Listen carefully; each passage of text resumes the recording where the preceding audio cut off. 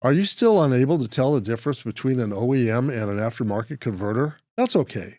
You're not alone. Many auto repair shops make this mistake at first, and it can cost you money.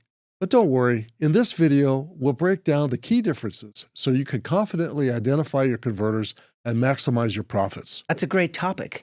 You know, we take that for granted because obviously you've been in the recycling world for a long time, and we've been recycling converters over 15 years now. Right. So that's stuff that I had to learn myself personally when I first started with the company.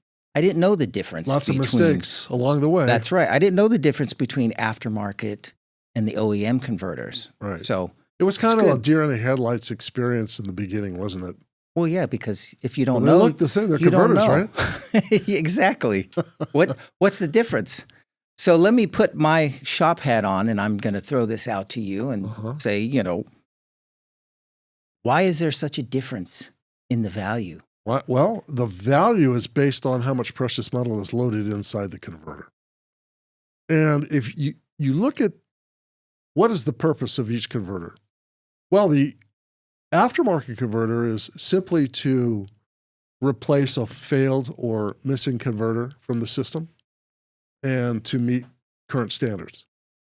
The OEM converter, on the other hand, has to make it through to the warranty period.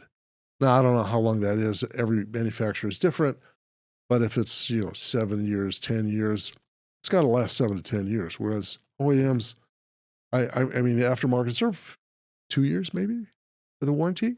Yeah, I think on one of the trucks that I've owned, I went aftermarket, MagnaFlow, great brand, and I think it was about 4 years. And then I had to replace it. Oh, it lasted 4 years? This one actually lasts, but that's pretty good. I don't put a lot of miles on that. Right. So it's kind of hard to judge. It wasn't a daily driver, right? You know, but if you're doing 15,000 plus miles or more, yeah. Well, it's not unusual for an OEM to last the life of the car. Right. Life of the car could be 12 years, 15 years. Because they have strict standards when they're putting those cars together on the assembly lines, right? Yeah. EPA standards to be able to sell the vehicle. Right, right. So why are aftermarkets so inexpensive? Why are they so cheap? Let's use that term. Is it materials and construction? Is it simply that they don't have to meet warranty periods?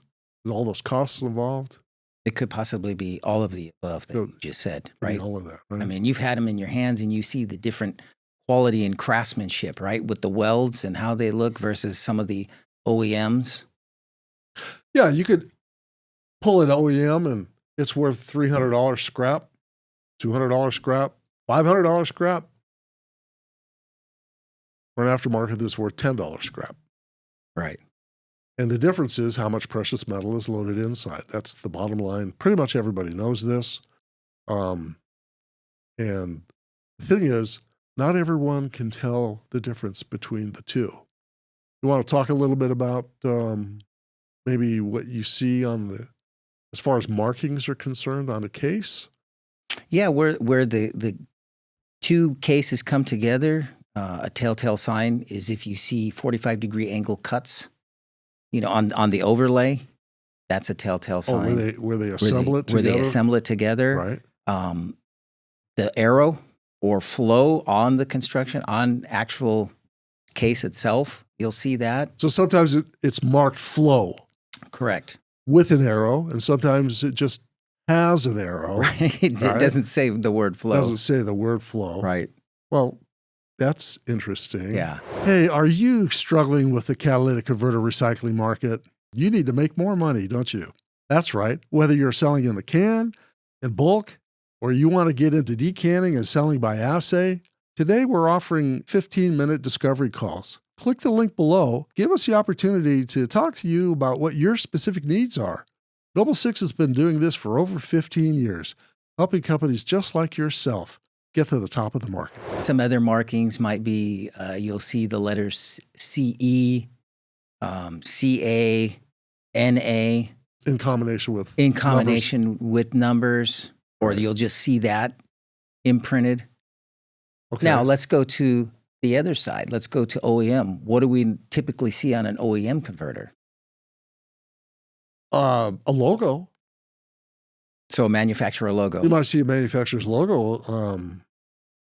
Like a Toyota. Oh, we absolutely. see the Toyota and 3 letters, right? Associated Exactly. to that specific converter. Right. We see those all the time. GD3, right? Right. So, yeah, it could be a BMW. It could be a European. And what's on the European, on the BMW? The German word. You pronounce that great. How do you say it? I can't say it. What are you talking about? The manufacturer. It's got their name on it. Oh, yeah. Erbespracher? Yes. Yeah, that's one of them. Right. There you go. Erbespracher is one of them. Yeah. Say that 3 times fast. No. Well, how about welding, on the converter when it's removed from the vehicle? You can tell if it's a factory original weld when it was originally fitted at the factory versus it's a replacement converter, and maybe the mechanic is not a welder, but he's a mechanic, and he didn't do such a good job welding it. And you could tell that it's not factory weld. Oh, yeah. Right? So the weld marks have a bit to do with indicating to you where we're going, what direction. Right. And we've seen a lot of those over the years, haven't we? Baling wire. Oh, yeah. Somebody that looked like they just started welding. Wrapped them with baling wire and used tech screws to hold it together. We see our drywall screws even. Yeah. That's funny. Hey, whatever works, right? Yeah. Hey, guys, have you ever wondered if you're leaving money on the table when selling your scrap catalytic converters? Well, we have a solution for you. We have a converter price guide with thousands of part numbers. Just use it. Check it out. You can sign up today, have access for it today. See if you are leaving any money on the table, or keep the guy honest that you're selling to. You want to check it out. Make sure you're making the most profits for your business in today's market. It's super simple. Just click the link below. Get started today. I know that some of these aftermarkets have a tag, like a rectangular or square tag that has the markings on there. Yeah. If you could tell that the tag has been removed, that might be a sign. That might be a sign, or if the tag is still on there. Here's one. What if you look for all that and you don't see it? Well, what do we do here in the shop? We get a flashlight. And what do we do? We look inside of it. We want to see the monolith. First of all, we want to see if it has monolith, how much is missing, right? That has a bearing on value. Right. But the other thing is, we want to know the color of the monolith. That's a key, right? Yeah, what are you looking for? Well, if you see a yellowish banana color, then those are typically associated with an aftermarket converter. Yeah, no value. Versus gray, you're looking at it and the holes, the square inches, you're looking at that. Yeah, that's a telltale sign. It's gray, it's dark gray. Absolutely. Yeah. And if they're heavily rusted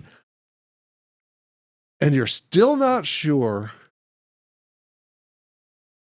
how about combining a bunch of these factors, and maybe 2 or 3 or several have indicated to you it probably is an aftermarket? Well, then it probably is an aftermarket, isn't it? Yeah. What's that saying? If it looks like a duck, it quacks like a duck. Yeah, it's a duck. It's a duck. It's a duck. Yeah, but I mean, that's really the bottom line.